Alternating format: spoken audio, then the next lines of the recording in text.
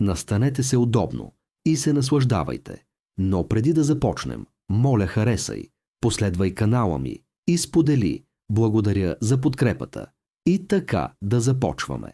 Разбира се, всяко голямо приключение има нужда от водач, нали? Ето го и нашия.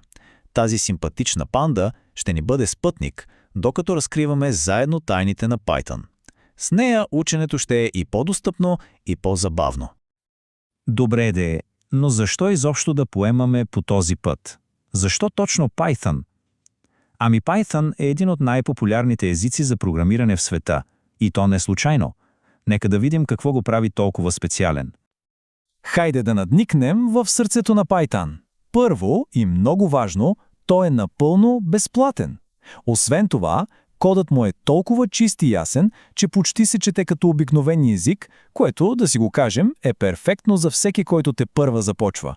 И черешката на тортата? Огромната общност и безкрайните библиотеки с готов код.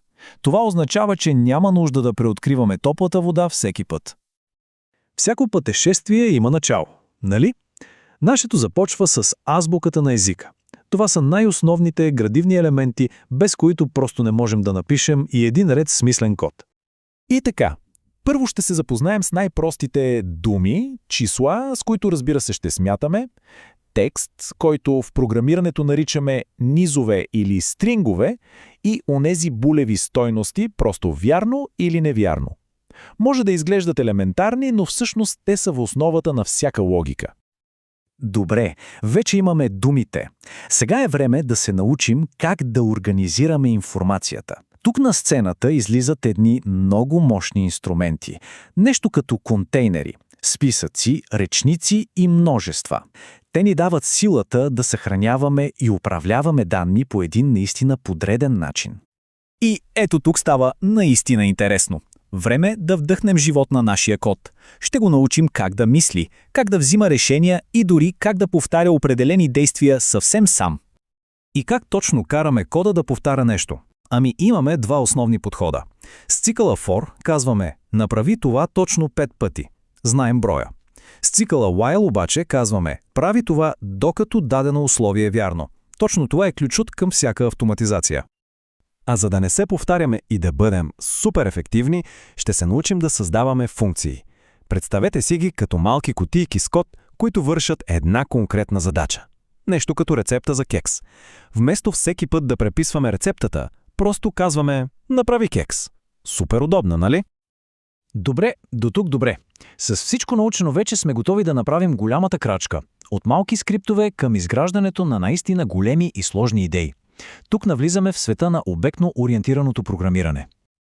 Тук ключовата дума е клас. Какво е това? Ами, най-лесно е да си го представим като архитектурен план. Например, чертеж за къща. Планът описва какво има всяка къща. Стени, покрив, врати и какво може да прави. Например, вратата да се отваря. И ако класът е чертежът за къща, то обекта е, самата къща. Истинската построена къща. По един и същи чертеж можем да построим много къщи, нали? Една червена, една синя, всяка е уникална, но всички следват един и същи план. Супер! Вече можем да строим. Сега нека видим как нашият код може да си говори с външния свят. Ще се научим да работим с файлове, да се справяме елегантно с грешки и да използваме готови инструменти, създадени от други програмисти. Знаете как е? Понякога нещата просто се объркват. Програмите не са изключения. Точно за това имаме try и except. Това е нашата предпазна мрежа. Казваме на кода: «Хей, опитай да направиш това нещо, но ако случайно се появи грешка, моля те, не се сривай. Вместо това направи ето това другото». Така програмите ни стават много по-стабилни. Една от най-честите задачи, които ще срещнем, е работата с файлове. И тук Python блести. С него е супер лесно да отворим един текстов файл, да прочетем какво има вътре или пък да запишем резултатите от нашата работа директно на компютъра. Но знаете ли, истинската сила на Python идва от нещо друго, от модулите. Например, с модула DateTime, бум, получаваме пълен контрол над времето. Можем да изчисляваме, да форматираме дати, да правим каквото си поискаме с тях. След това, с модула OS, хоп, вече можем да командваме самата операционна система. Да създаваме папки, да местим файлове, Все едно сме в командния ред. И сега, за финал, истинската магия. Инструментът PIP. С една единствена команда той ни дава достъп до хиляди библиотеки, създадени от програмисти по целия свят. Това е като да имаме неизчерпаем арсенал от готови решения под ръка. И така, поглеждайки назад, изминахме доста път, нали? От основите, през логиката, чак до строенето с класове и използването на външни инструменти. Въпросът е, какво следва? Ами, с тези умения вече държим ключа. Ключ, който отваря вратата към невероятно мощни и търсени области. Например, вече сме напълно готови да навлезем в света на анализа на данни с библиотеки като NumPy, която е буквално гръбнака на научните изчисления в Python. В крайна сметка, целият този път ни подготвя за най-важното нещо – да създаваме.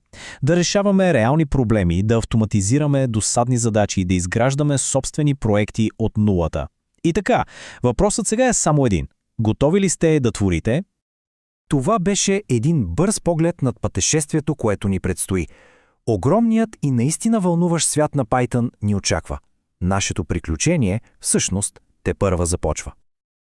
Ако видеото ви е харесало, моля харесайте, коментирайте, споделяйте и се абонирайте за канала ми. Довиждане и до нови срещи!